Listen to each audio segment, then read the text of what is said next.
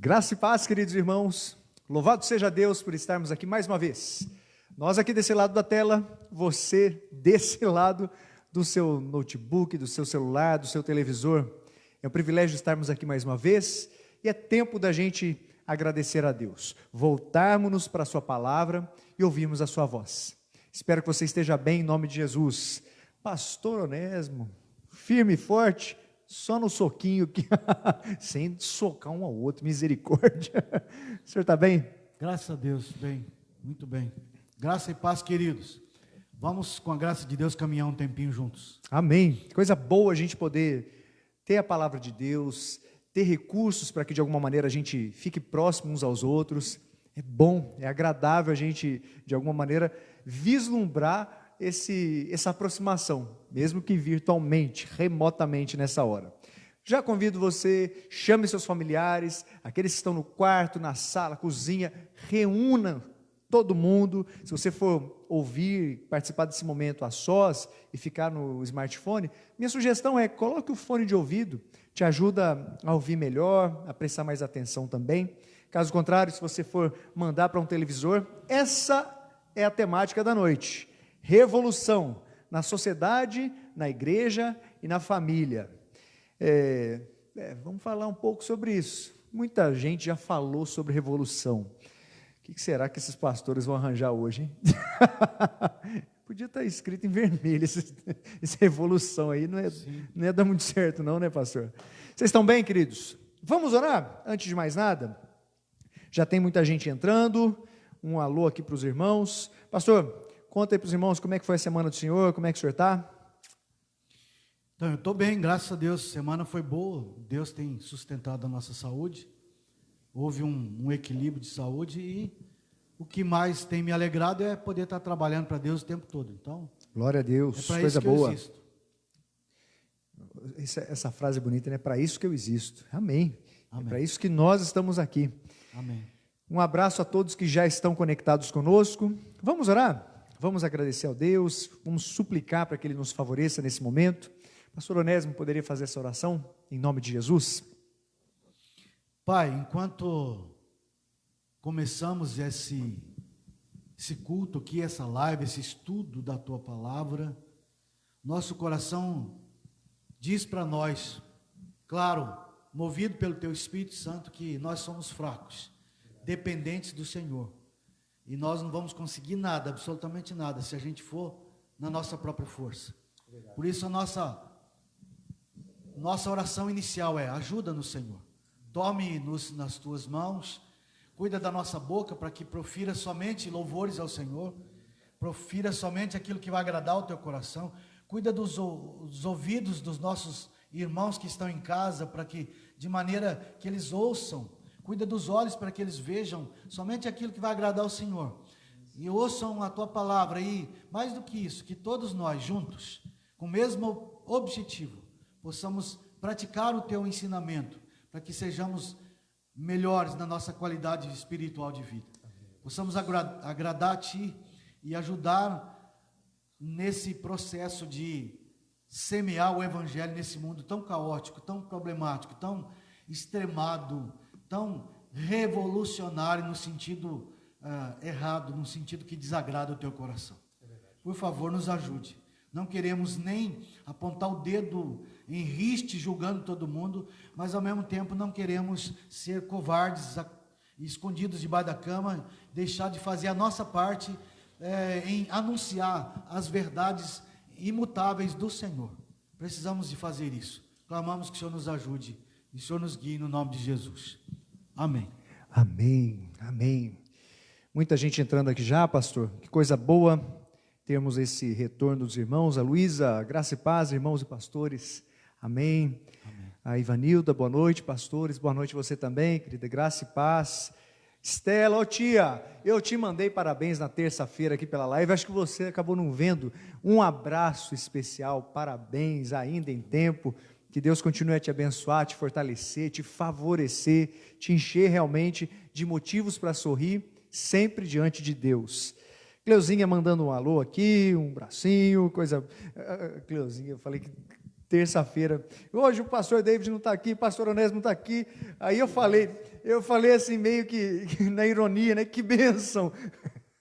Ela na hora, Cleuzinha, você não passa nada aqui, não passa nada. Coisa boa isso.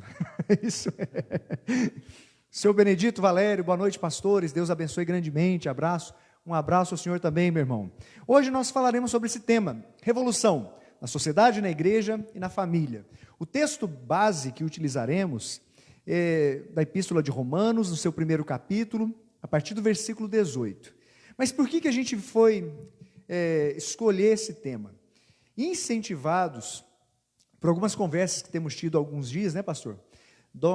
Nós temos visto quanto é abrangente o tema a respeito de crises relacionadas à família.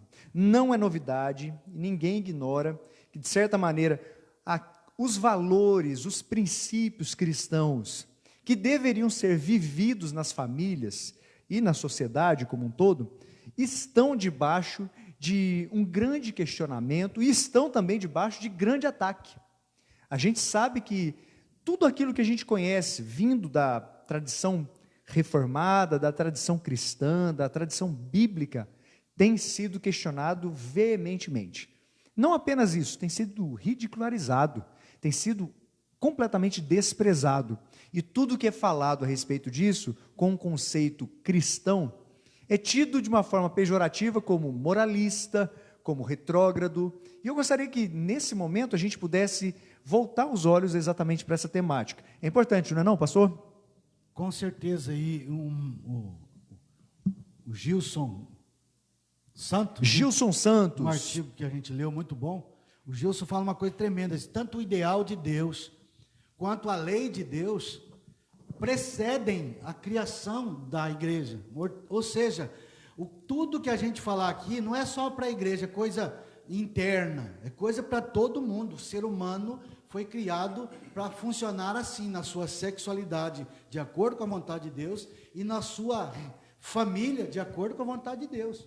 Olha, eu estou compartilhando aqui agora, nesse momento, nos comentários aqui da nossa live, um link para você acessar depois, viu? Não é agora não, seu abençoado.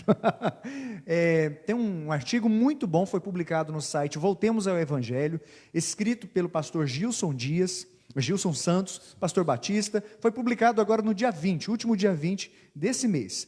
O título é Qual a nossa abordagem com a atual, entre aspas, revolução na família e na sexualidade? Por que isso?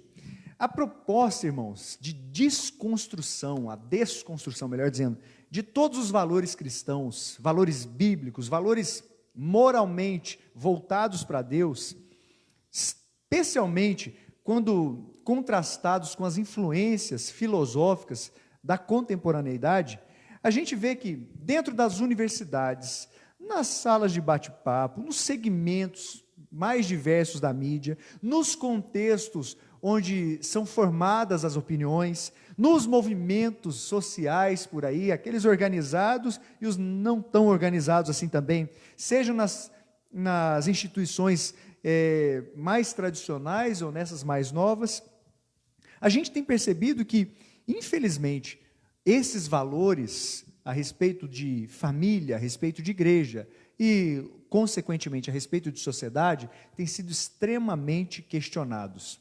Nessa última semana, eu li muita coisa a respeito disso. E é algo que assusta quando contrasta-se com a palavra de Deus. Mas, pastor, eu tive uma impressão. E para tristeza minha, a minha impressão foi que eu já fiquei mais horrorizado do que agora estou. Há alguns anos eu ficava mais horrorizado do que como agora estou. Isso é um péssimo sinal. Um sinal de que, de alguma maneira, tudo isso está soando como uma certa normalidade em nossos ouvidos. Vou falar aqui algumas coisas. Você sabe muito bem. Nessa semana explodiu aí uma polêmica de que o personagem da campanha do Dia dos Pais da Natura, vou falar aqui, não vou falar de uma revendedora de cosméticos, foi escolhida uma mulher que pela sua linha ideológica, acaba acreditando que é um transgênero, e Tammy Gretchen, e ela hoje se considera homem, e ela foi escolhida, nesse caso, a orientação é para que a gente fala, ele foi escolhido, ele foi escolhido, mas ele sempre vai ter que fazer exame ginecológico, é um negócio estranho, completamente estranho. Foi escolhido como representante da paternidade, uma mulher foi escolhida como representante da paternidade. Obviamente, temos que considerar aqui algumas coisas. A Tammy, ela tem que ser alvo das nossas orações. Ela é alguém que precisa do amor de Deus, assim como você precisa, eu preciso também. Ela é alguém que precisa das nossas intercessões, é alguém que precisa ouvir o puro evangelho, o evangelho pleno, verdadeiro, que confronta os nossos estigmas, que confronta as nossas falhas e que de alguma maneira nos faz mergulhar no amor de Deus. Outra coisa que é bom ponderar também é a Natura, a revendedora de cosméticos, ela quer ganhar dinheiro. E olha, ela está conseguindo. Nesses últimos dias, foram milhares de pessoas que adentraram em suas redes sociais e passaram, de alguma maneira, a buscar mais informações. Ou seja, a visibilidade, aquilo que ela queria, ela conseguiu. Fato é que são coisas que parece que não combinam com aquilo que era considerado até, vamos colocar, 50 anos, algo dentro da normalidade. Uma outra coisa que eu vi essa semana, pastor, foi um caso de uma atriz falando a respeito do relacionamento aberto que ela tem com o marido. Ela e o marido têm um relacionamento, são casados, e eles acreditam que a fidelidade é o seguinte, não um permanecer sempre para o outro, mas terem liberdade de escolher algumas escapadas do casamento, desde que haja o consentimento e desde que sempre haja a verdade. Isso tem me causado espanto? São duas questões, sim, mas por quê? Porque, infelizmente, isso tem se tornado comum demais aos nossos ouvidos. Há alguns anos, talvez, você se horrorizou quando aconteceu aquele primeiro beijo entre homens em uma telenovela na televisão. Hoje, você não se escandaliza tanto quando isso acontece, talvez ao seu lado, na rua. Você percebe como algumas coisas acabam entrando em nossa mente e, de certa maneira, não nos incomodando mais? A gente olha para isso, pastor, e essas coisas possivelmente podem bater a porta, se já não tiverem entrado em nossas casas. Como é que, de alguma maneira, a gente pode, olhando para isso tudo, vislumbrar algo da parte de Deus? Como é que a gente pode se posicionar? Qual a nossa abordagem sobre isso, né? Eu ouvi uma fala interessante de um pastor, que diz assim que quando a gente questiona algumas coisas, será que Deus ama tantas pessoas? Porque tem tanta divergência, tanta luta, tanto problema. E aí, eu gostei da fala dele, ele falou assim, a gente não tem que parar para questionar o amor de Deus na ótica nossa. A gente tem que entender qual é o real significado do amor de Deus. O problema é que a gente está olhando para o amor de Deus na ótica deturpada nossa. Exato. Aí assim, nossa, como é que Deus não vai amar dois homens que são tão felizes? Para com isso, felicidade à parte de Deus é mentira, é ilusão, é negação, é falsidade. Isso aí não existe, não existe. E o que a gente tem percebido é que há uma onda de secularização em relação às coisas dentro da igreja. Essa tem sido a nossa maior preocupação. Que secularização é essa? Em vez da igreja transformar o mundo, infelizmente, a igreja, e aqui eu digo, os membros, as pessoas que pertencem à igreja, têm sido transformados pelas coisas do mundo. Eu também vi, acho que é o mesmo vídeo que o senhor viu, eu vi, um pastor está sendo entrevistado, né? E achei interessante a fala dele, porque há alguns anos, quando a pessoa se tornava, vamos colocar bem rotulado aqui, crente, era o cabelão que começava a crescer, as roupas começavam a mudar, o estilo de fala era diferente, as programações fora da igreja eram diferentes também, havia um certo isolamento primário em relação às pessoas que pertenciam ao círculo antigo de amizade, mas, por outro lado, havia também um envolvimento maior com as pessoas que amavam as mesmas coisas. Ou seja, a pessoa era recebida pela igreja. Ou aí a filha do rapaz começava a namorar com o cara que era da igreja. E aqueles bailes, aquelas festas, aquelas coisas eram deixadas de lado, vícios eram deixados de lado, uma nova postura. E aí o crente passava a existir. Tá certo que tudo isso ficou muito caracterizado pela caricatura, né? Caracterizado pela caricatura parece estranho, mas ficou muito caracterizado especificamente por alguns não podes ou faça isso e deixe de fazer aquilo outro. Mas vamos falar sério, parece que era muito mais palpável o que era o evangelho na vida dessas pessoas. Estou enganado, pastor? Não, eu acho que a proposta aqui não é formar um gueto só do evangelicalismo, não é essa a proposta. Não, absolutamente. Mas é ver mudança de vida, quem converteu e continua bebendo na mesma fonte de lixo, aí a pergunta é, será que converteu ou convenceu só? E quando o crente começa a defender essas, em nome dos mimimis da vida, começa a defender uma atitude do tipo dessa Tami aí, não, mas a gente não está aqui mandando a Tami para o inferno, não. Só que a atitude dela é atitude condenada por Deus. A Bíblia diz, homem com homem e mulher com mulher é a aberração. A gente vai falar um pouco mais de forma profunda sobre isso nessas próximas semanas. Então eu queria fazer um convite e desde já firmar um compromisso com vocês. Não percam as próximas lives que faremos aqui, especificamente relacionadas a esse tema. Na semana que vem o pastor Onésimo vai trocar o dia. Em vez de quinta, ele vai estar conosco na terça. Então nós daremos continuidade. Aí abordaremos especificamente alguns temas. Falaremos sobre muitos deles. E especialmente coisas que são confrontadas com uma postura que deveria ser santa. A ideia é que, em vez da igreja se conformar ao mundo, é o contrário. A proposta, inclusive, que o apóstolo Paulo traz aos romanos, lá no capítulo 12, é para que a igreja, as pessoas que pertencem à igreja, sejam transformadas, e não moldadas segundo o mundo, mas moldadas segundo a palavra de Deus. Transformai-vos pela renovação da vossa mente, para que experimenteis qual seja a boa, agradável e perfeita vontade de Deus. É imperativo, é ordem de Deus. Vamos ao texto, pastor? Sim. Abra sua Bíblia, Epístola de Paulo aos Romanos, em seu primeiro capítulo, a partir do versículo 18. Estávamos lendo um artigo do reverendo Hernandes Dias Lopes, e esse artigo tinha o seguinte título: A secularização da igreja. Tem uma frase que eu achei interessante, diz assim: é imperativo, porém, compreender que a amizade do mundo é pior do que a espada do mundo.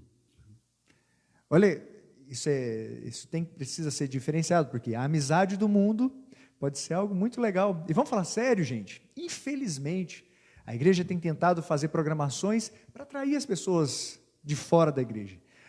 Tem tentado falar de uma maneira que seja agradável aos ouvidos de quem é de fora da igreja.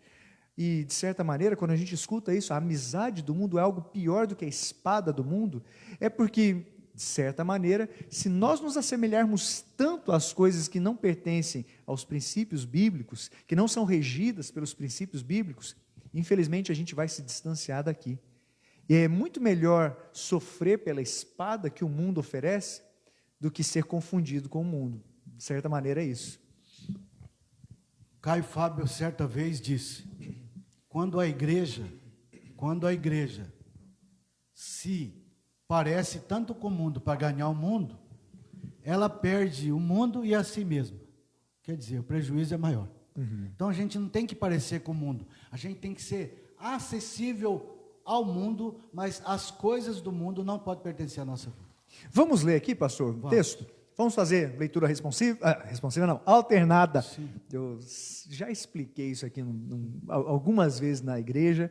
Leitura responsiva é apenas quando lemos e os interlocutores respondem falando uma mesma frase, ou o mesmo tipo de palavra. O que fazemos aqui é uma leitura alternada. Às vezes acontece. Quem me corrigiu esses dias foi minha tia, Sara. Beijão, Sara, fica com Deus. Vamos ler então, de forma alternada, lerei os pares e o senhor os ímpares, combinado? Assim está escrito, Epístola de Paulo aos Romanos, 1º capítulo, versículo 18. A ira de Deus se revela do céu contra toda impiedade e perversão dos homens que detêm a verdade pela injustiça. Porquanto o que de Deus se pode conhecer é manifesto entre eles, porque Deus lhes manifestou. Porque os atributos invisíveis de Deus, assim o seu eterno poder, como também a sua própria divindade, claramente se reconhecem desde o princípio do mundo, sendo percebidos por meio das coisas que foram criadas. Tais homens são, por isso, indesculpáveis. Porquanto, tendo o conhecimento de Deus, não o glorificaram como Deus, nem lhe deram graças, antes se tornaram nulos em seus próprios raciocínios, obscurecendo-se-lhes o coração insensato. Inculcando-se por sábios, tornaram-se loucos. E mudaram a glória de Deus incorruptível, em semelhança de imagem de homem, corruptível, bem como de aves, quadrúpedes e répteis. Por isso, Deus entregou tais homens à imundícia, pelas concupiscências do seu próprio coração, para desonrarem o seu corpo entre si. Pois eles mudaram a verdade de Deus em mentira, adorando e servindo a criatura em lugar do Criador, o qual é bendito eternamente. Amém. Por causa disso, os entregou Deus a paixões infames, porque até as mulheres mudaram o modo natural de suas relações íntimas por outro, contrário à natureza. Semelhantemente, os homens também, deixando o contato natural da mulher, se inflamaram mutuamente em sua sensualidade, cometendo torpeza, homens com homens, e recebendo em si mesmo a merecida punição do seu erro. E, por haverem desprezado o conhecimento de Deus, o próprio Deus os entregou a uma disposição mental reprovável para praticarem coisas inconvenientes. Cheios de toda a injustiça, malícia, avareza e maldade, possuídos de inveja, homicídio, contenda, dolo, malignidade, sendo difamadores, Caluniadores, aborrecidos de Deus, insolentes, soberbos, presunçosos, inventores de males, desobedientes aos pais, insensatos, pérfidos, sem afeição natural e sem misericórdia. Vamos aos dois? Ora, conhecendo eles a sentença de Deus, de que são passíveis de morte os que tais coisas praticam, não somente as fazem, mas também aprovam os que assim procedem. Palavra do nosso Deus, pesadíssima, sem qualquer maciez e sem passar a mão na cabeça de pessoas que estão fazendo coisas erradas. Mais uma vez, suplicamos, ó Deus, o seu favor e pedimos para que tenhamos um tempo relevante aqui, para a glória do seu nome, em nome de Jesus. Amém. Se podemos aprender algo, pastor, desde esse início, é que o apóstolo Paulo está dizendo que nós temos o mal em nossas vidas. Sim. Desde que Adão e Eva saíram do paraíso, o mal, o pecado, a raiz pecaminosa passou a viver dentro de nós. E antes que demonstremos qualquer tipo de pecaminosidade, ela já existe, ela já é latente, ela já está aqui, não é verdade? Sim. Então, quando você vê uma proposta da revolução, dizendo que a gente precisa abandonar essa cultura nossa judaico-cristã, que tem suas raízes fincadas na palavra de Deus, quando os liberais dizem assim, nós precisamos de uma cosmovisão mais evoluída, e aí eu pergunto, evoluir significa ressuscitar Sodoma e Gomorra? Isso é evolução? Evoluir significa praticar as mesmas coisas que Lúcifer praticou? Isso é uma involução. Isso é um retorno. Evolução é crescimento, não é retorno. Quando a gente olha para isso, esse sistema jaz no maligno. Né? Com certeza. O mundo jaz no maligno. Tudo que for oferecido para a gente, mesmo que tenha uma forma muito bonita, mesmo que seja agradável aos olhos, não vindo de Deus, não vindo diretamente do céu, é reprovável. Vai ter, talvez, um gosto gostoso durante um breve período de tempo, mas as consequências são danosas, nos afastam de Deus, são gravíssimas, maligníssimas e precisam ser rechaçadas das nossas vidas. Quando a gente olha para isso, pastor, não tem como não se lembrar do que disse um dos considerados grandes pensadores que já existiram na história. Um desses homens, Jean-Jacques Rousseau, um suíço conhecido por ser um dos filósofos mais influentes, especialmente na época do Iluminismo, e ele disse, uma das frases que foram atribuídas a ele, ficaram mais conhecidas, foi essa: o homem nasce bom e a sociedade o corrompe. Não necessariamente a frase em si, mas o conceito. Não, o homem nasce bom, a bondade é inerente ao ser humano, mas o mundo, a sociedade, o ambiente pode corrompê-lo. Rousseau foi considerado um dos principais filósofos, pensadores, influenciadores do iluminismo. Ele também, alguns acreditam que ele foi até precursor de um segmento, o romantismo. Mas, dentro do que ele falou, demonstra de uma forma muito clara que ele poderia fazer até uma certa observação da sociedade, mas de forma nenhuma ele estava conectado com o que as Escrituras dizem a nosso respeito. Ele divorciou completamente a sua fala daquilo que o apóstolo Paulo fala aos Romanos. Quando a gente olha no capítulo 3 de Romanos, no versículo 23, o texto diz: todos, pois todos pecaram e carecem da glória de Deus. Todos. É muita gente, não é não? Sobra alguém? É muita gente, todos. A ideia é que o pecado já nasce dentro da gente.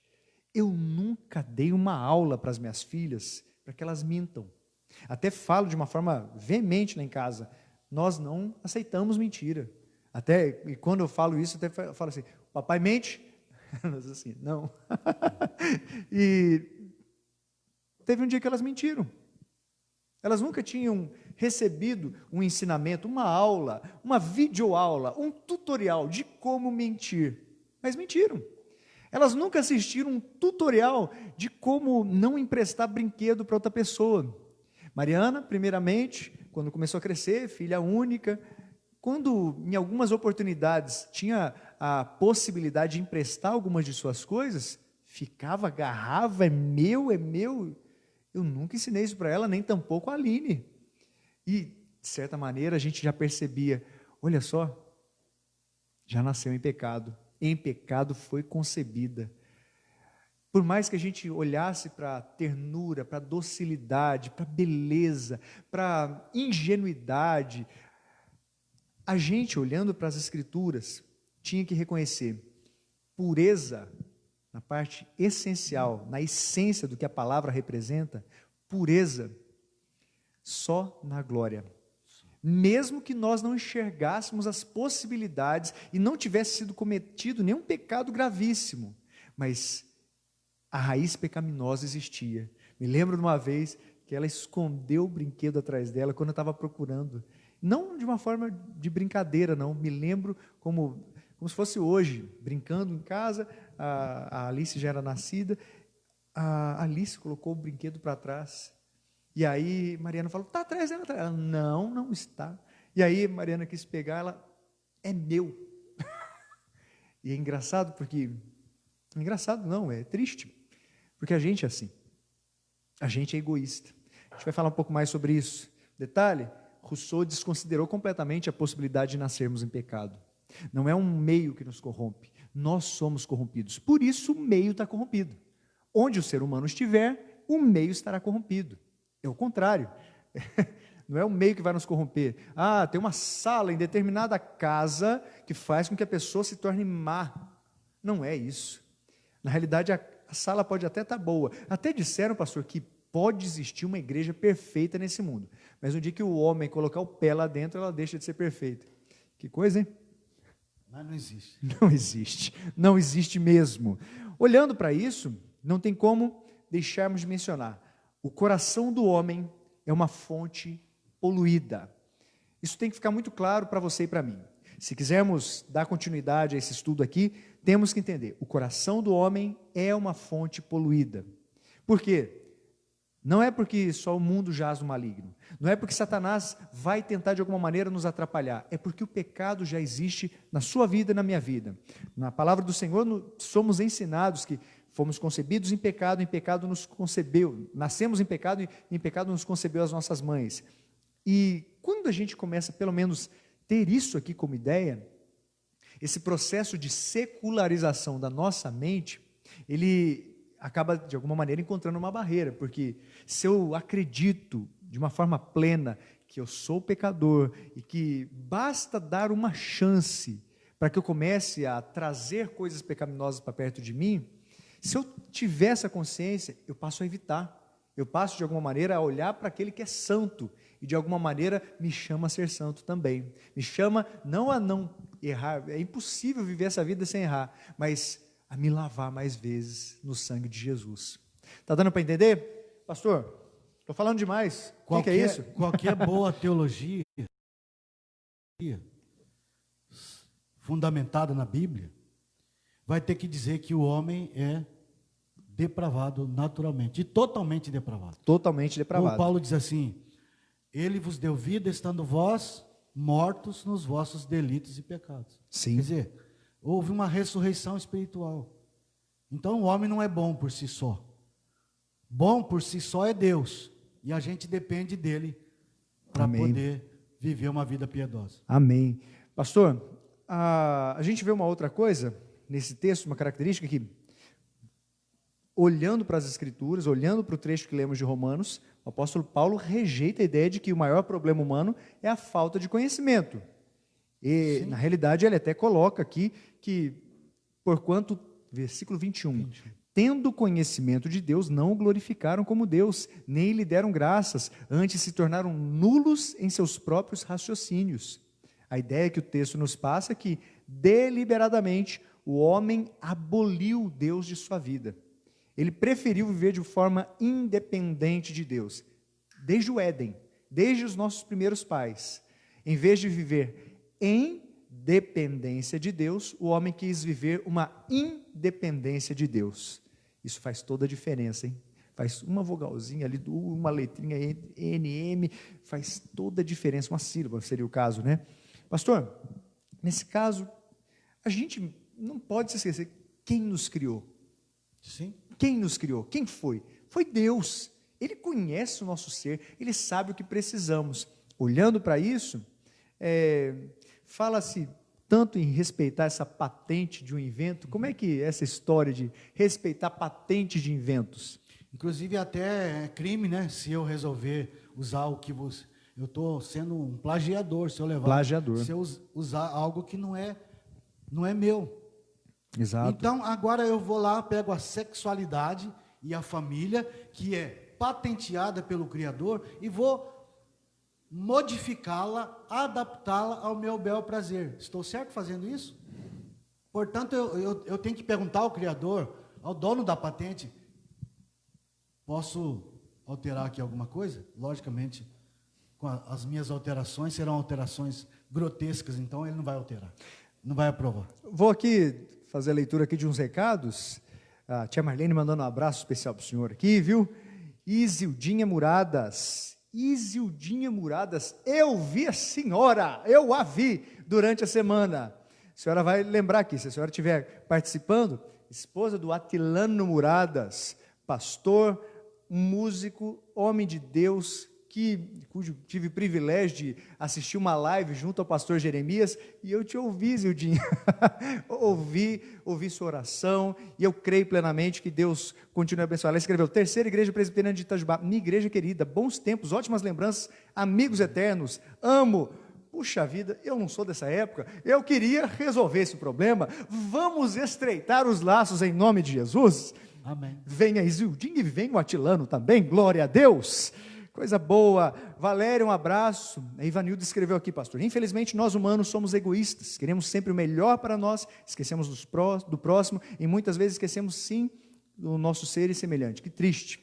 Exatamente isso, meu irmão. Quando a gente olha para como o ser humano, se o ser humano esquece um do outro, é porque há muito tempo ele já esqueceu do dono de toda a patente. Sim. Olhando para isso, percebendo no texto, o homem não tem apenas necessidades imediatas. Por que isso aqui é importante a gente mencionar? Tanto na época do apóstolo Paulo, na cidade de Roma, como nas outras que viviam e eram especificamente incentivados a viver um tipo de prazer momentâneo, como hoje, a ideia de que nós precisamos de coisas que o mundo pode oferecer e desejamos tais coisas, é tentadora para os pregadores assumirem isso como uma palavra a ser pregada. Temos visto que, infelizmente, pregadores contemporâneos querem dizer que Deus é obrigado a suprir necessidades imediatas, desde que façamos algumas coisas, demonstremos talvez o tamanho da nossa fé, ou ofereçamos algum sacrifício ao Senhor. E esse sacrifício necessariamente é ligado à parte financeira. Se dermos alguma oferta, Deus vai nos presentear. Ou seja, você pode fazer como se fosse um balcão de negócio. Você oferece ele para Deus e Deus te dá, te retribui. E isso, infelizmente, é triste. Uma coisa mais complicada é que, olhando para esse conceito que o homem não tem necessidades imediatas, não tem apenas necessidades imediatas, temos sim. Jesus falou a respeito disso, Evangelho de Mateus, 6º capítulo, quando fala aqui, buscai, pois, em primeiro lugar seu reino e sua justiça, e todas essas coisas vos serão acrescentadas. Naquele contexto, todas tinham uma limitação, comer, beber, vestir, não é? Fala bobeira, o senhor me corrige e me dá um Hadouken aqui, pastor. Hadouken é uma linguagem de videogame, para você que nunca jogou videogame. Necessidades imediatas? Temos. Mas Deus prometeu supri-las. Grande problema aqui é que na pregação contemporânea não fala-se da necessidade atemporal. O homem está perdido, o homem precisa de salvação, o homem precisa ter esperança para que do seu buraco de condenação ele possa sair. Essa é a parte complicada, pastor. Olhando para isso aí, será que o homem consegue produzir alguma coisa simplesmente se alegrando nessas necessidades imediatas? Não, acho que o problema da pregação moderna é que a gente está fazendo mais marketing do que teologia. Isso é perigosíssimo, Teologia danoso. É falar de Deus. Agora, marketing é tentar fazer um negócio aqui com os membros da igreja. E nós não fomos chamados para isso, mesmo porque o próprio Jesus já disse assim que o discipulado compreende, inclusive, sacrifícios. O que adianta o homem ganhar o mundo inteiro? Ou seja, eu estou feliz, tenho um carrão, estou com a saúde maravilhosa, tenho muitos amigos, estou próspero, minha empresa está indo muito bem, mas e a minha alma, como é que está? Se a minha alma estiver podre, eu vou com isso tudo para o inferno. Então eu preciso falar de pecado também. Os pregadores precisam acordar e começar a falar de pecado. Pecado que tem levado as pessoas para longe de Deus. E quem vai para longe de Deus, depois vai ficar para sempre longe dele. Necessariamente, falar sobre pecado, falar sobre graça de Deus, falar sobre a ira, mas também da graça, isso é voltar-se para as Escrituras. Quando a gente se esquece das Escrituras, a gente muda, a gente inverte a ordem dos valores.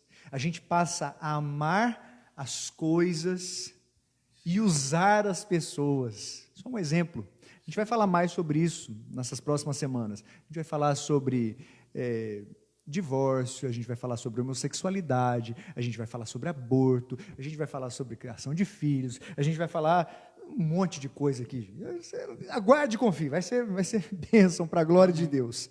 Mas essa busca pelo prazer imediato está na gente, fala sério. Se não fosse assim, a pessoa não exagerava na comida que põe no prato? É ou não é? Sim. Se não fosse assim, a pessoa não exagerava no tempo que passa deitada na cama, ou no tempo que passa assistindo maratonas e mais de séries e mais séries, ou filmes, ou futebol, ou simplesmente ficar com o dedo aqui assim, ó, o dia inteiro no smartphone fazendo isso, ó. Tem gente que ficou com lesão no dedo por causa disso. Eu achei um absurdo, falando, mentira, não, capaz. Sério, essa semana um rapaz falando na televisão, lesão no dedo por ficar assim, não simplesmente por causa do movimento, mas por ficar segurando. Geralmente a pessoa segura com o dedinho e fica passando com a mão. É impressionante. Se, de alguma maneira, isso não atraísse, não gerasse algum tipo de prazer momentâneo, não era tão buscado. Está dando para entender? Eu espero que sim. Estou vendo aqui os irmãos compartilhando algumas coisas. Fato é, o homem é um ser rebelado contra Deus. O pecado, eis o maior problema do ser humano. Nosso problema não é na área da saúde, não é financeiro. Nosso problema não é necessariamente por uma pessoa olhar para você, não gostar muito, a pessoa é xarope. Nosso problema é o pecado. Do pecado procedem todos os outros problemas. E, infelizmente, essa pregação contemporânea, ela enfatiza cura física, enfatiza prosperidade, uma massagem no ego, enfatiza solução rápida de problemas, mas não um confronto em relação ao pecado. Por que a gente está falando isso? Porque é extremamente necessário você e eu pararmos para pensar. Tem coisas que são pecaminosas, que têm feito parte da vida de pessoas que se dizem cristãs. E isso não é normal, isso não é saudável. É a mesma coisa da pessoa abrir uma ferida no braço e ficar feliz por isso. Na medida que a cicatrização vai acontecendo, ela vai abrindo aquilo, vai ferindo cada vez mais, vai dando a possibilidade de uma infecção. É como se ela estivesse cuidando de uma besta fera e todos os dias ela levasse alguém que ela ama para ser devorada por esta besta, ser devorada por essa fera, como se isso não causasse nenhum tipo de impacto. Pode ser que isso não cause desde que a pessoa tenha um problema de saúde. Nesse caso ela precisaria ser um psicopata. O psicopata não se arrepende, ele não tem remorso, nada disso. Mas, uma vez que o pecado é o nosso maior problema, você e eu não podemos compactuar com coisas que vão contra a palavra de Deus e são chamadas de pecaminosas. Pegou? Estamos juntos? Está dando para entender? Se não tiver, compartilha aqui que a gente vai falando mais sobre isso. O senhor Jorginho escreveu aqui: boa noite, amados. Jesus disse para que nós fôssemos para o mundo levar o evangelho, só que muitos estão fazendo o contrário, estão trazendo o mundo, tentando adaptar ao evangelho, tentando trazer para dentro do evangelho. É um fato, né? Sim. Pastor, a gente aprende muitas coisas em relação a esse texto. O senhor compartilhou conosco especificamente 3 palavras a respeito desse texto. Eu gostaria que você prestasse muita atenção. A primeira delas é essa: a rebeldia. Se você pegar do versículo 18 ao versículo 21, você vai ver especificamente o texto falando sobre isso. O senhor pode falar um pouco mais, pastor, por favor? Sim. A rebeldia, o que significa isso? Júnior falou, pastor Júnior acabou de falar que inclusive citando Paulo, nosso problema não é falta de conhecimento. Então o que é a rebeldia? Conhecendo sobre Deus, vendo as manifestações de Deus através da natureza, através da história, as pessoas fecharam o coração e diziam: eu não quero Deus. Eu não quero Deus. Eu me lembro quando eu fiz a minha exegese em cima desse texto, eu compartilhei com uma pastora. Pastora? E ela falou assim, e pior que eu não posso falar tudo sobre ela.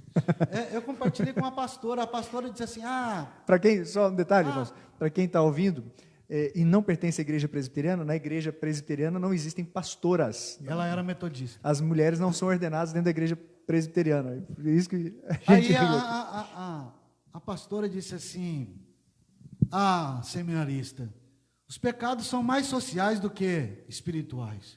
Eu não estou entendendo nada. Então, é a linha progressista dentro da igreja. Ou os pecados são sociais. O que é pecado social? É eu não amar o próximo, é eu não ajudar o necessitado, é eu roubar. Não tem pecado social. O pecado se chama rebeldia contra Deus. E quando eu desconecto de Deus, quando eu viro as costas para Deus, eu me torno alguém que é capaz de prejudicar o próximo, alguém que é capaz de odiar o próximo, alguém que é capaz de não estender a mão para o necessitado. Quer dizer, o pecado é a raiz de todos os meus comportamentos que vão contra Deus e contra o próximo. Então a gente tem que entender isso. Agora, o que cura o pecado? Qual que é o remédio para curar o pecado? É o Evangelho. E interessante que, se a gente for ver, existe uma conexão entre o que Paulo falou antes e o que Paulo está falando agora. Olha o que diz o versículo 16: pois não me envergonho do Evangelho, porque ele é o poder de Deus para a salvação de todo o que crê, primeiro do judeu e também do grego, visto que a justiça de Deus se revela no evangelho, de fé em fé. O justo viverá por sua fé. Ou seja, se você estiver encharcado do verdadeiro evangelho, essas coisas aqui, ó, de se achar o tal, de virar as costas para Deus, de se sentir que tudo tem que girar em torno de você, isso aí está anulado. Porque agora o seu foco é Deus. Entendeu? Então, o que tem que tirar do coração do homem? Não é o problema de social, é o problema do pecado. E o pecado é rebeldia contra Deus. Na semana passada nós falávamos sobre isso, eu até falei sobre a necessidade que temos de apresentar o evangelho de uma forma diferente. Falávamos sobre avivamento e uma ênfase que nós demos foi, a gente precisa apresentar o evangelho de uma forma diferente, não retratando o Senhor nosso Deus como um coitado que precisa de você, dê uma chance para Jesus, good. Não é nada disso. Você precisa desesperadamente de Deus. Eu sou um miserável pecador, estou falido espiritualmente, eu dependo, exclusivamente eu preciso de Deus. Aí, a gente fala sobre essa questão da rebeldia, do homem ser rebelde em relação a Deus, do homem não conseguir fazer aquilo que é a vontade de Deus. E pastor, e aqui é um alerta para todos nós, a igreja tem perdido a sua autoridade para confrontar os pecados daqueles que estão sob domínio das coisas do mundo, daqueles que estão fora do regime da graça de Deus. A igreja tem perdido sua autoridade para chamar o mundo ao arrependimento, porque ela tem se recusado a se arrepender. E isso é seríssimo, isso é rebeldia. Nós temos a palavra de Deus. Talvez você há muito tempo já foi batizado, conhece muita coisa a respeito de vida eclesiástica, já viu pastores e mais pastores passando pela igreja, até pela sua casa, já viu quantas vezes as bem-aventuranças sendo pregadas na igreja, o Salmo 23, porque Deus amou o mundo, João 3,16, a pregação sobre as cartas do Apocalipse, quantas vezes você já ouviu? Quantas exegeses talvez você já tenha ouvido a respeito do Salmo 139, o Salmo 46, aqui. Você pode ter um currículo muito extenso em relação à sua vida com Deus, mas entenda esse com Deus, uma vida religiosa. Se você se recusar a se arrepender de algo que a Bíblia preceitua como sendo pecado, o mundo não vai te ouvir. Pastor, isso tem me preocupado demais. Causado dor, porque a gente vê dentro do lugar onde a pessoa deveria ser mais disposta a reconhecer o seu erro, se arrepender e mudar a postura, a gente tem visto, infelizmente, uma elasticidade nos conceitos, uma elasticidade nos princípios, que a pessoa hoje fala assim, eu até sei o que é certo, mas eu vou fazer aquilo que eu acho melhor. Isso acontece dentro da terceira igreja, para você que não acompanha a nossa vida diária aqui, isso acontece, mas eu tenho certeza, acontece em todas as outras também, e infelizmente a gente coloca aqui a igreja como uma instituição geral, ampla, ela tem perdido sua autoridade para chamar o mundo ao arrependimento, porque ela mesma não se arrepende, ela mesma não tem mudado sua postura. Por isso que tem um monte de gente que olha para dentro da igreja e fala assim, eu não vou pisar lá não, lá tem gente pior que eu. Olha que vergonha, pastor, que absurdo. Isso tem os dois lados, né? Às vezes é uma boa desculpa para não ir. Sim, mas tem um outro lado. Eu não posso ser pedra de tropeço para aqueles que estão lá fora, que Deus vai cobrar isso de mim. Eu preciso viver uma coerência com aquilo que, em tese, a igreja prega. E tem igrejas boas pregando doutrinas sérias, com qualidade bíblica, fundamentado no livro sagrado. Mas tem que dar mais um passo, não basta crer que Jesus é o Salvador, tem que viver a intimidade com Ele, a santidade, para que essa verdade desça para o coração e transforme a ação. O problema, Jesus pregou no Salmo, no Sermão do Monte, nem todo que me diz, Senhor, Senhor, quer dizer, levantar a mão para o céu na hora do louvor e dizer, Senhor, eu te amo. E aí eu fico pensando que talvez Jesus pudesse descer ali, dar um tapa na mão, abaixa essa mão, isso é mentiroso, né? Ama nada, ama coisa, você não está vivendo. Quer dizer, a grande questão é, nem todo que diz Senhor, Senhor, vai entrar no reino, mas aquele que faz a vontade do Pai. Quer dizer, esse livro aqui é prático, ele é para ser lido, interagido, trazido para a alma e mudado a ação. Se a gente não se submete ao governo do que está escrito na palavra, nós somos os rebeldes. Sim. Ainda que tenhamos alguns anos de caminhada e conhecimento do que é uma vida eclesiástica, do que é uma vida boa. Vamos trazer na prática aqui? Vamos falar português claro? Você, talvez, bonitão, rapaz, gente boa, lá os seus 12, 13, 14 anos, você resolveu fazer sua pública profissão de fé, foi aceito como membro da igreja, foi batizado, talvez, mas está vivendo sua vida como qualquer outro rapaz que não ama Cristo, que não tem nenhum tipo de vínculo com a igreja. Qual a diferença que você está fazendo nesse mundo? Talvez você seja pai ou seja mãe de algum adolescente que está nessa faixa etária. Qual a diferença que você tem então como pai? Pastor, eu não sei mais o que eu faço com meus filhos. Mas qual a diferença que você tem em relação aos outros pais? Você dá internet ilimitada, você coloca um smartphone na mão do seu filho, da sua filha, nunca pergunta o que tem acontecido, nunca faz uma vistoria do que tem visto, do que tem sido acessado. Você tem autoridade para isso. A casa é sua, meu amigo. É sua, dona. A mulher sabe edifica a sua casa. O marido é o cabeça da casa. Aqui, escuta, a gente precisa colocar limites. Seu filho está aí assistindo porcaria de filme o tempo inteiro, está vendo mulher pelada, está clicando nisso o dia inteiro. Tem homem casado que está fazendo isso, tem mulher casada que está se dando se expondo ao ridículo, está tirando fotinha, podia falar qualquer coisa, fazendo biquinho, tirando foto, mulher casada, tirando foto como se fosse adolescente, achando que isso é normal, expondo a maior parte do seu corpo, para quê? Para ter likes, para ter curtidas. Tem cara que vai pecar por sua causa, e você está pecando também, porque se você não é governado por um princípio, por um preceito, que é da palavra de Deus, você está se tornando uma pessoa modista. O modismo do mundo está no seu coração, e se o mundo jaz o maligno está no seu coração. É gravíssimo isso, quando Judas foi possesso pelo Satanás, ele não espumou pela boca, ele não fez alarde, ele era um apóstolo, não é uma brincadeira, gente, isso é coisa séria. A igreja secularizada fecha a boca para falar a respeito do evangelho, e talvez seja esse o maior sinal na sua vida, do porquê que você não confronta algumas coisas dentro da própria casa. Isso é seríssimo, pastor. Você estava falando do jovem, eu posso dar um exemplo aqui? Muitos. Eu gostei demais, o Ivênio colocou nos livros dele, essa história que eu gostei demais. Ele diz assim, 1h da manhã, e já estava dormindo. Parece um jovem lá na porta da casa dele, pastor, eu quero ser batizado agora. E já era um menino que estava sendo discipulado há muito tempo, mas eu entreguei a vida para Jesus, e eu quero ser batizado agora. O Ivênio é batista. Foi lá, encheu a banheira, batizou o cara. Naquela hora, 2h da manhã, ele estava lá batizando o cara.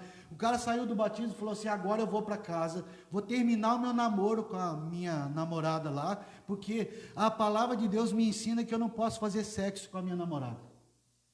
Agora eu estou sob nova direção. Agora a minha vida vai mudar.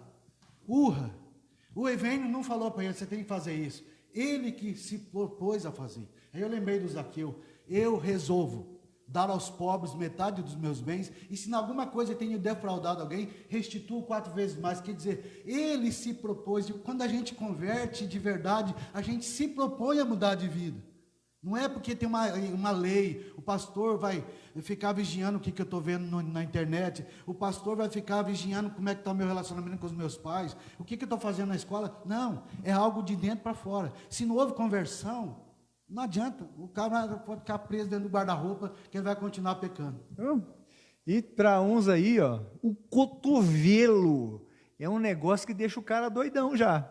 Não precisa ser nem muita coisa sem peça de roupa. Pode ser o cotovelo, o cara já fica louco.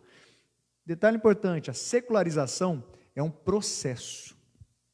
É um processo do quê? De acomodação ao modo de pensar e agir em relação ao mundo.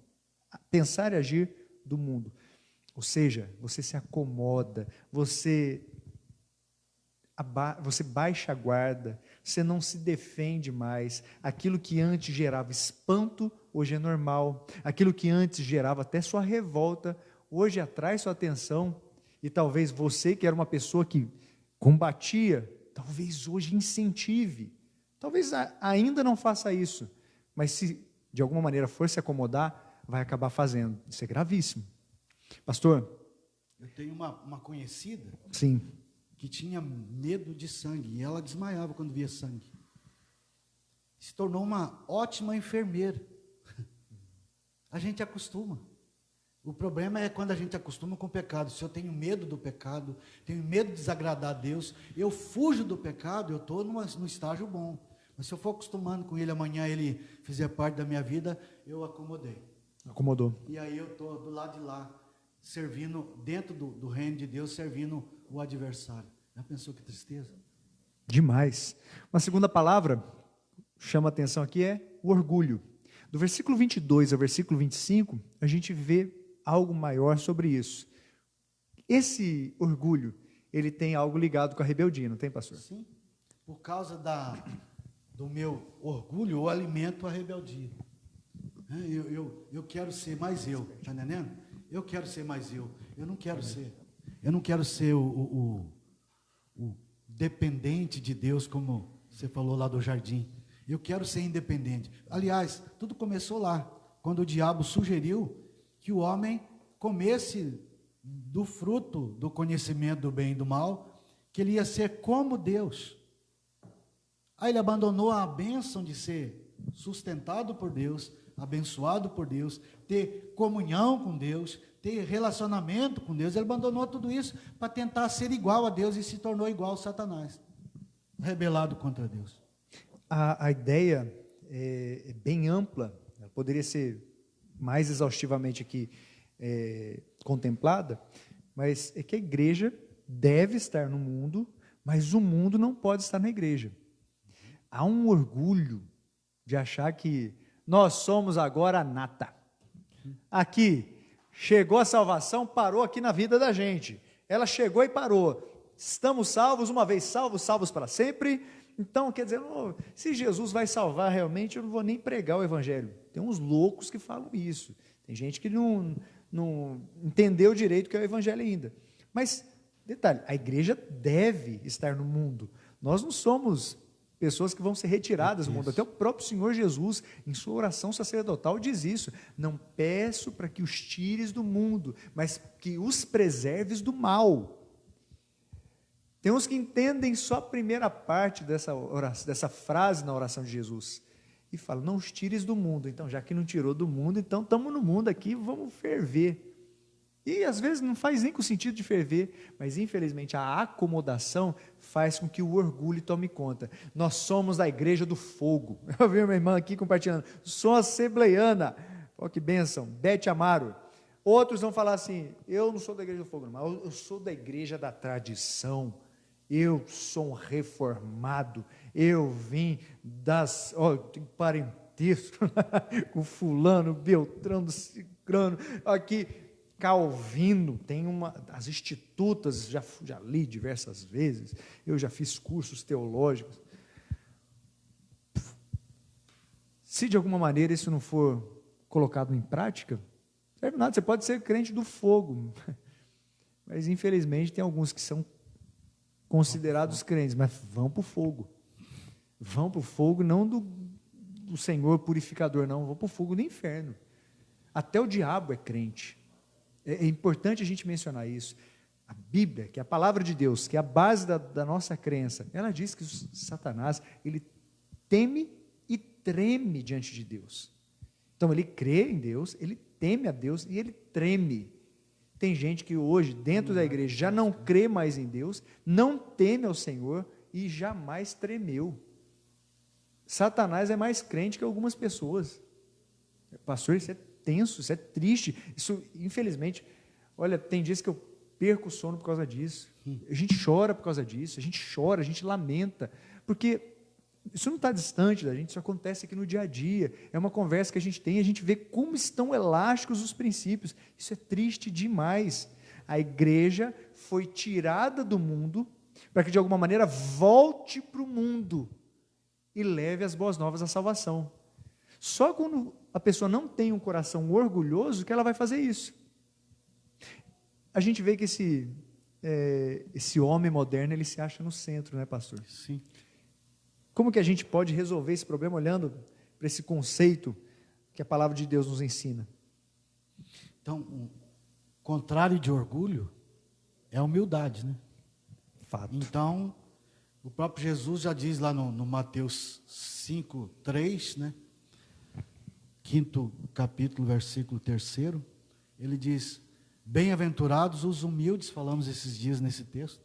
Então, o antiveneno, né, o antídoto do orgulho é a humildade. Amém. O que é humildade? É depender de Deus, e quando eu dependo de Deus, eu estou feliz. Bem-aventurado, feliz os humildes, porque deles é o reino. Amém. Então, o reino de Satanás é o reino do orgulho, mas o reino de Deus é o reino da humildade, que o próprio Deus se humilhou para encontrar conosco. Eu gosto da história de Zaqueu, eu falei domingo na história de Zaqueu lá no CMTA. O Zaqueu sobe para tentar encontrar Jesus. Jesus desce, eu saí lá do céu, vim encontrar contigo, estou aqui embaixo.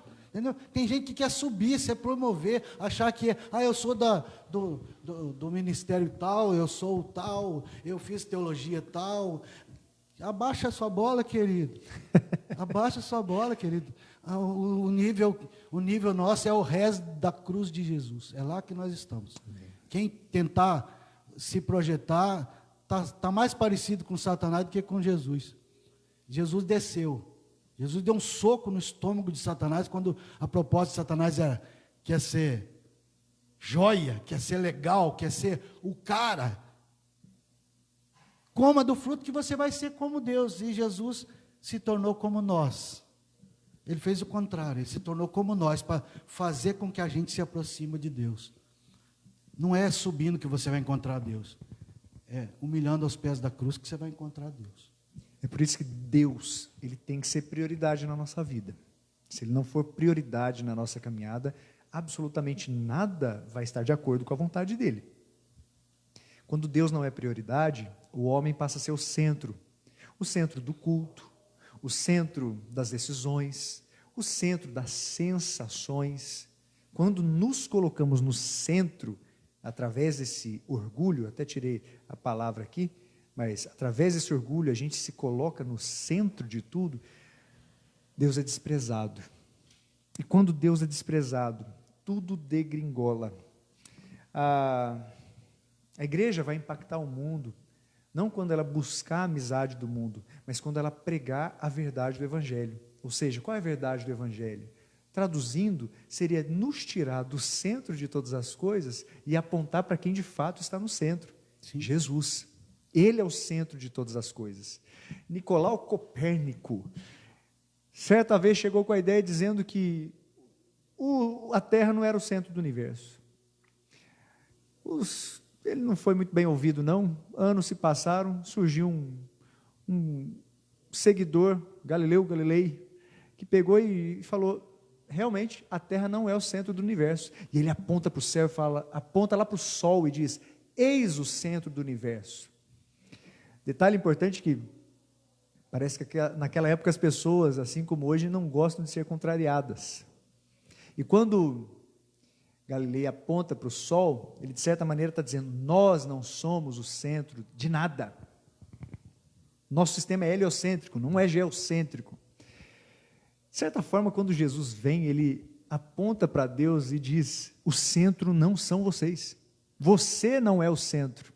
Jesus aponta para Deus e diz: o centro de todas as coisas é Ele. No caso, ele poderia dizer: somos nós, sou eu o centro de todas as coisas. A gente pega essa alusão ao sistema solar, quem tem brilho a partir de si mesmo é o Sol. Tem gente que fala a respeito da Lua, o brilho do luar. A Lua não tem brilho nenhum, a Lua é uma rocha que está lá orbitando, e quando bate a luz solar na Lua, há um reflexo dela aqui para a Terra, e a gente é até abençoado por ela. Se existe algo nesse sistema solar, entre aspas, da nossa relação com Deus, Ele é o sol da justiça. Ele é o sol. Nós não somos o centro, nós não somos de onde vem a luz, nós não somos de onde, a partir do que orbitam todas as coisas. Não, o mundo não gira em torno do nosso umbigo. Provém de Deus. Nós somos essa rocha que está aí. Não é a rocha no sentido bíblico nenhum. Nessa alusão, a comparação aqui com o sistema solar, nós somos como a lua, não temos um brilho próprio, mas ainda, pela graça de Deus, podemos refletir a luz de quem tem toda a luz, de quem é a própria luz. Você e eu fomos chamados para refletir essa luz. Se Deus, em sua graça, se agradar, podemos até edificar outras pessoas. Mas isso só vai acontecer, não quando quisermos a amizade do mundo, mas quando confrontarmos o mundo com a verdade de Deus. Está dando para entender? Estamos juntos aí? Amém. Uma terceira palavra é essa, e a gente caminha aqui para o nosso encerramento. Falamos a respeito da rebeldia, orgulho, o desprezo. Do versículo 26 em diante, a gente vê um pouco mais sobre isso, esse desprezo. Pastor, aqui muitas pessoas vão compartilhando, mandando um abraço. Quero mandar um abraço para todos vocês, viu, irmãos? Que Deus assim abençoe suas vidas em nome de Jesus. O que a gente pode aprender a respeito desse desprezo que o senhor descreve aqui a partir do versículo 26? Então eu destacaria o versículo 28, que diz: por haverem desprezado o conhecimento de Deus, o próprio Deus os entregou. Quer dizer, não é falta de conhecimento, é desprezo ao conhecimento. Desprezo entendeu? ao conhecimento. Ele está ali, Deus está revelando, Deus está mostrando, mas eu não quero. Eu desprezei. Então, esse é um grande problema, esse pântano espiritual que o mundo está vivendo hoje, e já viveu também no passado, mas a coisa se intensificou, é por conta do desprezo do conhecimento de Deus. E não é só um conhecimento teórico, epistemológico, só da cabeça, é um conhecimento de convivência, de experimentar Deus no dia a dia, experimentar a palavra de Deus na nossa caminhada. Se a gente faz isso, a gente consegue sair desse atoleiro moral e espiritual, de trocar a verdade pela mentira. Então, o que mais dói é o fato de que, às vezes, aí você colocou isso muito bem, um pouquinho antes, às vezes, o que mais dói é ver pessoas que sentam nos bancos das igrejas, escutam as palavras de Deus com seriedade, escutam homens de Deus falando, e, mesmo assim, estão mais votando a favor do mal do que a favor do bem. Irmãos, isso é seríssimo. É seríssimo. É uma coisa que a gente não poderia nem achar que aconteceria aqui. É coisas normais acontecendo, a pessoa achar que é normal flertar com alguém que não é o dono do nome da aliança que carrega no dedo. É a pessoa achar que é normal assinar uma promissória sem a possibilidade de pagar, achar que é normal receber um dinheiro extra que na realidade não tem um fundamento correto, achar que é normal, casou, não deu certo, divorcia, é normal, eu bebo para esquecer, a pessoa achar que é normal uma coisa dessa. Esqueça de beber, miserável. A gente, é impressionante, porque a gente não pode se esquecer disso. Se você desprezar esse conhecimento de Deus, desprezar o que recebeu de Deus, não se esqueça, o juízo começa pela casa de Deus. Primeiro, a igreja tem que se voltar para Deus em arrependimento. A igreja precisa. Depois ela tem que conclamar os homens ao arrependimento, para se voltarem para Deus também. Ou seja, ela tem que dar um basta na secularização. Ela tem que dar um basta naquilo que é incentivado por todo mundo. Ela não pode, ela tem que ser uma agência de proclamação do Evangelho. Você precisa ser uma agência de proclamação do Evangelho. Você talvez não tenha um título, você não é um pastor, um doutor, um missionário, talvez você não tenha título, você não dê aula de escola dominical, não dê aula para as crianças, mas você é chamado para ser uma agência de evangelização. O juízo começa pela casa de Deus, e quando Deus pesa a mão, é mais doído que qualquer dor desse mundo, é mais doído que a separação pela morte. É mais doído que ver a doença te consumir e você não ter condições de fazer nada. É mais doído que ver uma pessoa que você ama sofrendo. A igreja precisa se agradar do Senhor para depois fazer a obra do Senhor. Infelizmente, tem pessoas que têm tentado inverter a ordem. Querem fazer a obra do Senhor sem se agradar das coisas do Senhor. Não vai dar certo. É por isso que está cheio de coisa errada. Primeiro a gente tem que mostrar a nossa alegria em Deus. Eu tenho prazer de dizer não para o pecado. Eu tenho que ter prazer de dizer não para aquilo que me afasta de Deus. Eu tenho que ter prazer de olhar para as coisas de Deus, de orar, de conversar com a minha família sobre Deus. Você conversa sobre Deus com alguém? Ou isso só acontece de alguma forma no momento que você é obrigado, e até você vira, torce o narizinho quando começa a falar de Deus. O pastor, ou para tristeza nossa, parece que é um fracasso nosso. Pessoas da nossa igreja torcem o nariz na hora que vão fazer uma oração. Eu fico pensando, que tipo de cristianismo é esse? Que você não tem compromisso comigo não, nem com o pastor Onésimo, a gente passa, a terceira igreja passa, talvez a gente nem continue na igreja, Deus nos leve para outro lugar, Deus nos leve daqui da vida, Deus nos chame para a glória. Você não tem compromisso com a gente não, você pode fazer o que você quiser. Agora, você tem que lembrar que o seu juízo, nesse caso, é feito por Deus. Deus vai nos chamar um dia para participar de um banquete de graça, um banquete onde não faltará absolutamente nada, onde sentarão juntos na mesma mesa, ricos e pobres, grandes e pequenos, sentarão ali sábios, cultos, como também pessoas que eram consideradas ignorantes, mas todos os que viveram de acordo com aquilo que o Evangelho preceitua, estarão sentados nessa mesa para todo sempre. Amém. Eu quero estar lá, eu não quero saber se eu vou chegar arrastando, pastor, eu quero estar lá e eu quero que você esteja também. É por isso que a gente faz um apelo: se afaste da secularização, se afaste daquilo que não faz bem, se afaste daquilo que é pecaminoso, realmente faça uma revolução na sua vida. E que seja uma revolução na sua vida, para que passe para a sua família e a igreja seja abençoada por isso também. Então a sociedade vai, de alguma maneira, conhecer. Está dando para entender, queridos? Espero que em nome de Jesus a gente possa aprender muito mais disso. Não se esqueça disso. O juízo começa pela casa de Deus. Pastor, algumas considerações finais sobre isso? Então eu tenho um testemunho positivo aqui, muito interessante. Não pense que eu sou melhor do que ninguém. Estou falando do que Deus faz. Já teve aquela oportunidade de ver escancarado na sua frente uma oportunidade de cair de cabeça no erro? Já teve? Muitas vezes. E você virou as costas. Cara, eu já tive uma alegria tão transbordante, e o Espírito Santo falando assim: valeu, filhão, que delícia. Você virou o rosto e foi embora, e não ficou lá babando por causa daquele pecado. Você virou o rosto e foi embora. A gente tem que fazer isso por amor a Deus, e Deus vai trazer uma alegria tão gostosa dentro do nosso coração. Amém. Então é bom isso, é muito bom.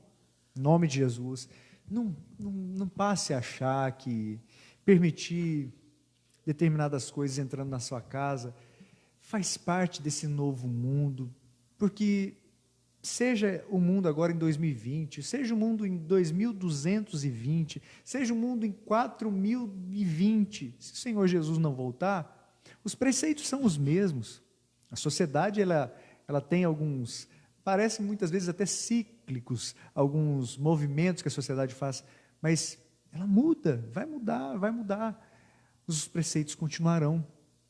Deus nunca vai considerar algo normal, algo saudável, algo preceitual e santo, uma pessoa fazer do pecado, de uma vida pecaminosa, algo normal na sua caminhada. Deus não vai aprovar isso. Não. Deus não vai abençoar a sua vida. E bênção aqui nesse sentido, não estou falando sobre prosperidade financeira, nem tampouco a respeito de curas, de milagres, mas olha, tem horas que Deus faz isso. Deus permitiu que alguns homens na caminhada bíblica fossem muito ricos. Sim. Louvado seja Deus por isso. É difícil um rico entrar no reino dos céus. O Senhor Jesus disse. Pode ser que não seja riqueza, pode ser que Deus te favoreça em relação a perceber e a ver sinais extraordinários. Eu oro para que a igreja veja sinais extraordinários. É lindo, é rico, é maravilhoso. A gente vê curas, milagres. Ontem conversávamos a respeito disso, como é rico a gente ver um milagre de Deus andando ao nosso lado. Como é rico a gente perceber quando Deus faz as coisas, isso é delicioso, isso é constrangedor porque a gente não merece, mas ao mesmo tempo alimenta a nossa alma, enternece o nosso coração, edifica aquele que está perto, aquele que está longe. E é legal quando Deus abençoa tanto o Senhor, transborda, vem para a minha vida, é uma bênção, uma delícia. Por isso, deixe de lado aquilo que não serve para você, não se acostume em falar sobre divórcio como se isso fosse uma coisa normal, não se acostume a falar sobre traição como se isso fosse normal, não se acostume a achar que namorado tem que dormir na sua casa lá, não é normal.